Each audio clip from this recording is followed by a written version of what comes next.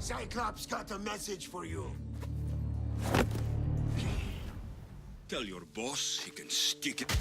Right at the start of Assassin's Creed Odyssey, you'll get a rude awakening from a couple of thugs who waste no time trying to stab you to death. And once you've defeated them, you have a choice to make. Kill them then and there, or send them packing. Fun's over. It's one of many decisions you'll make throughout Assassin's Creed Odyssey, and like those other choices, the consequences aren't always obvious at first. The thugs are lackeys of the Cyclops, a local loan shark and bully who terrorizes the little island of Kefalonia, which means it's just business. Playing as Alexios, I decided to be merciful and show them the proverbial door. Playing as Cassandra, I was much less merciful. They were the ones asking for trouble, and they could have potentially hurt my girl Phoebe, who immediately felt like my sassy little sister the moment I met her. So I decided to end their lives on the spot. You have a lesson to learn. In this case, running them through might not have been a bad call. Show them mercy like I did, and you'll be rewarded with an ambush shortly after you leave home for the first time.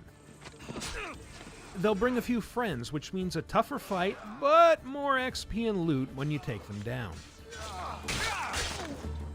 However you handle the thugs, you'll soon meet up with your business partner Marcos, who wants you to help him pay off the Cyclops by stealing from the Cyclops.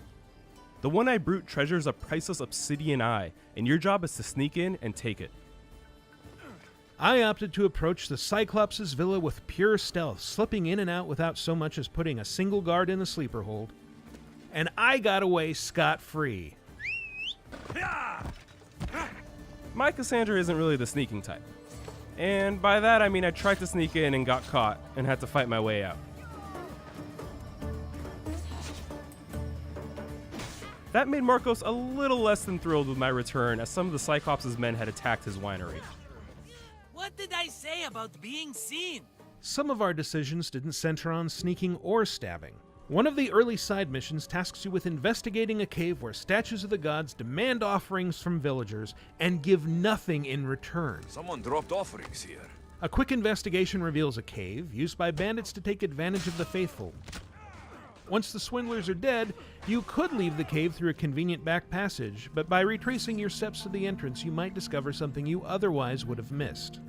All I can offer you is devotion, but I need your help. While I was tempted to play the role of Hermes and tell this woman what she wanted to hear, I didn't want her to believe that all her problems could be solved so easily. Plus, I really enjoyed the awkward silences. Meanwhile, I perpetuated the fraud, but with better intentions than the bandits. Your prayer is heard. After the woman left, I tracked down her hovel and left her a little reward in the form of reclaimed property. It was a small gesture, but one that netted me some bonus XP. Sometimes you have to wait a while for the consequences of your actions to really manifest. At one point, Phoebe asks you to check up on a playmate whose village is under strict quarantine. The kind so strict that most of it has been burned to the ground, and many of the residents have been put to the sword. He won't let us go. Here, you'll be forced to choose between the lesser of two evils. Do you save the family and risk the spread of plague? Or do you let the soldiers kill sick and innocent civilians?